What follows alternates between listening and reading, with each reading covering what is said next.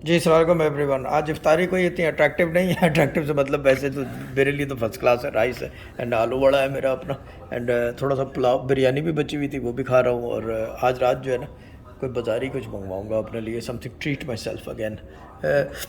बाकी ये रायता है, ये मेरा अपना बना हुआ है। इसको बनाने की टेक्निक में यूट्यूब पर डाल दूंगा जब नेक्स्ट टाइम बनाऊंगा, अगर याद रहा तो। अब जस्ट जोकिंग।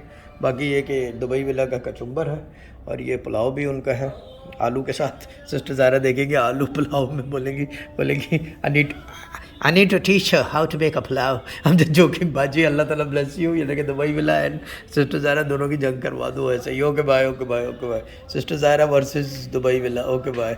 एंड अजीज़ भाई इन द कॉक।